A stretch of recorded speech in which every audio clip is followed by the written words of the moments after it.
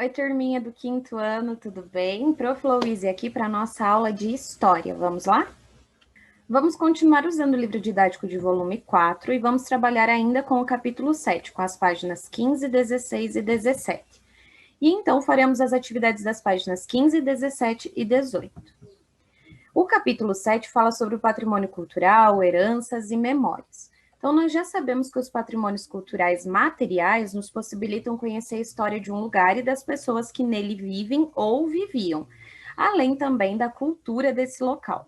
E pensando nisso, vamos conhecer outros exemplos de patrimônios culturais.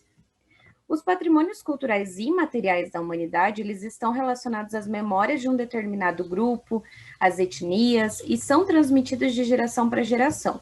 Por meio dessa transmissão de saberes, podemos conhecer histórias e manifestações culturais também. Lá na página 15 do nosso livro didático tem a atividade Eu Historiador. Então, nós vimos que a Caverna das Mãos na Patagônia Argentina, o edifício da Igreja de Santa Maria das Graças, que fica em Milão, na Itália, eles são dois exemplos de patrimônios culturais materiais da humanidade.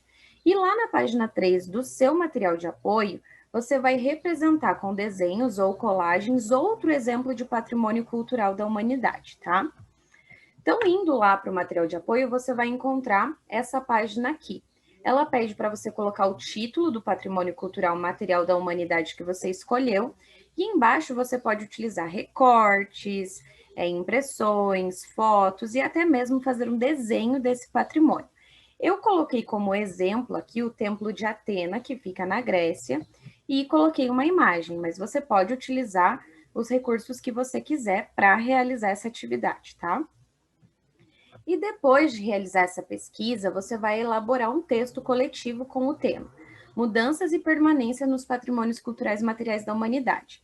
Eu deixei um parágrafo preparado para que a gente possa iniciar esse tema e que você possa completar o seu texto aí na sua casa. Então, à medida que a urbanização avança, ocorre uma descentralização das habitações e empregos. Os centros históricos, no caso das cidades, né, eles vão ficando isolados, mas então contam como serviços públicos como água potável, esgoto, transporte, eletricidade, espaço de atividades produtivas e de serviços vinculados a outros bairros da cidade e da região.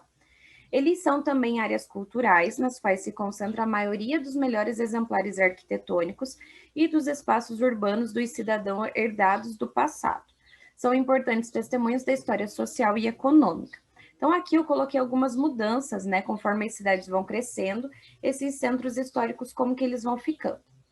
Agora você vai continuar esse parágrafo, né?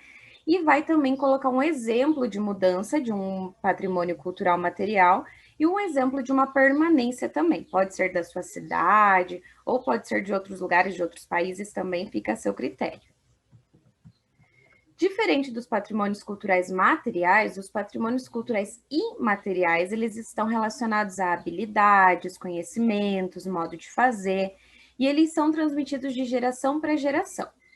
Eles são também manifestações coletivas, festas, peças de teatro, danças, músicas, e eles expressam a diversidade cultural de um povo.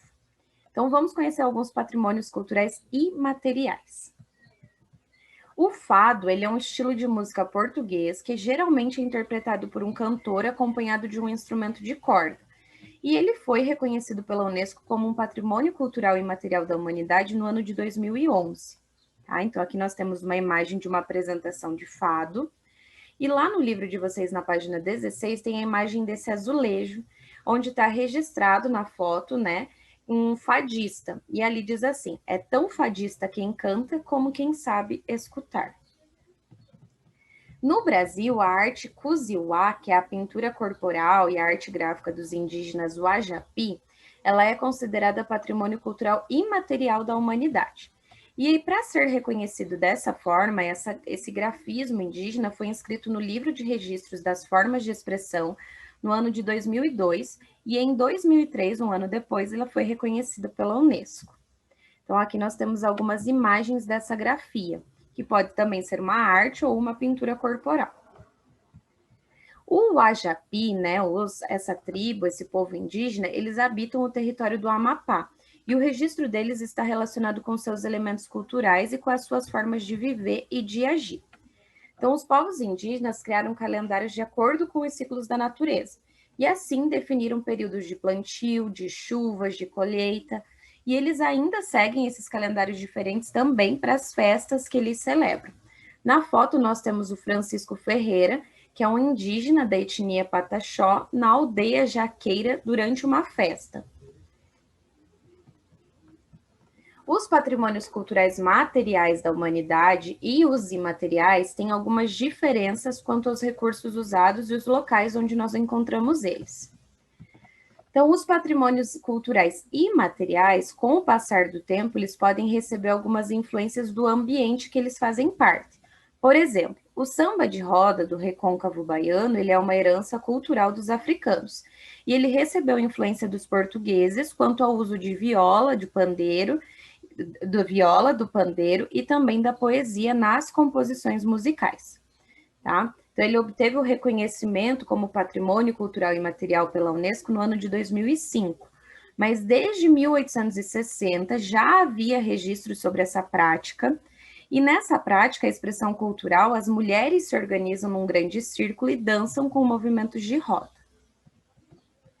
Outro exemplo de patrimônio cultural imaterial da humanidade é o lavash, que é um pão-folha, e ele foi reconhecido no ano de 2014.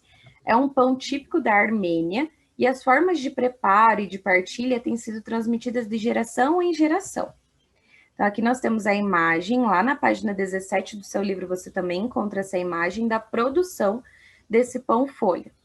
E no Brasil, tem algumas formas de preparo dos alimentos que também foram consideradas como patrimônio cultural imaterial, como, por exemplo, o queijo da Serra da Canastra. E em 2008, essa prática de produção artesanal foi reconhecida pelo Instituto do Patrimônio Histórico e Artístico Nacional, que é o IPAM, como patrimônio cultural imaterial no Brasil. E aqui nessa foto mostra uma das etapas de produção artesanal desse queijo, lá na região da Serra da Canastra, que fica em Minas Gerais. A página 17 do nosso livro didático tem a atividade lápis na mão. Então, agora que você conhece algumas características de um patrimônio cultural imaterial da humanidade, você vai pesquisar em livros, revistas, 2 exemplos desse tipo de patrimônio, e então vai registrar essas informações no seu caderno. Eu coloquei aqui 2 exemplos, tá? Mas os patrimônios imateriais, patrimônios culturais imateriais, eles são os saberes, o modo de fazer, as formas de expressão, as celebrações, festas, danças, lendas, músicas, costumes e outras tradições.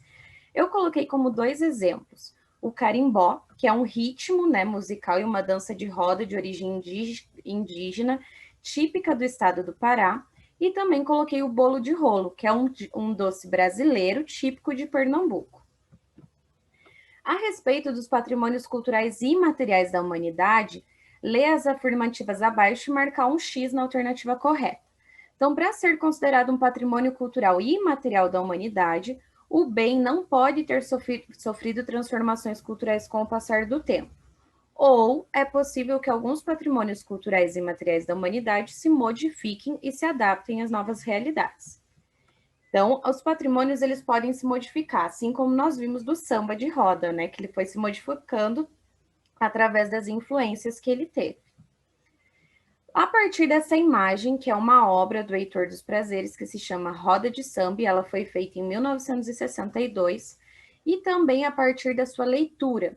O que nós, né, podemos relacionar entre a obra do Heitor dos Prazeres, que é essa imagem que nós temos aqui, com a roda de samba do recôncavo baiano que nós vimos nos slides anteriores. Então, nós podemos relacionar que as mulheres também se posicionam no centro e também movimentam-se em roda, tanto na imagem como na roda de samba. Nós também estudamos que os patrimônios culturais estão relacionados ao modo de viver de diferentes povos e como essas pessoas organizam e mantêm a própria cultura viva. O calendário ele é uma forma de organização das atividades, certo? Então, como os egípcios percebiam a passagem do tempo e organizavam as suas atividades? Então, eles identificavam a passagem do tempo e organizavam as suas atividades conforme o período das cheias do rio Nilo. Então, no período em que o rio estava no curso normal, eles realizavam outras atividades, como construção de pirâmide, de plantio, e quando estava na cheia, né, eram outras atividades para a época da cheia. E os indígenas, como eles identificavam a passagem do tempo? Então, eles identificavam essa passagem do tempo pelos ciclos da natureza e assim conseguiam organizar um calendário para então poder organizar suas atividades. Qual é a semelhança, né, entre essa maneira egípcia e a maneira indígena de perceber a passagem do tempo? Então, ambos identificavam a passagem do tempo pelos ciclos da natureza e assim conseguiam organizar as suas atividades.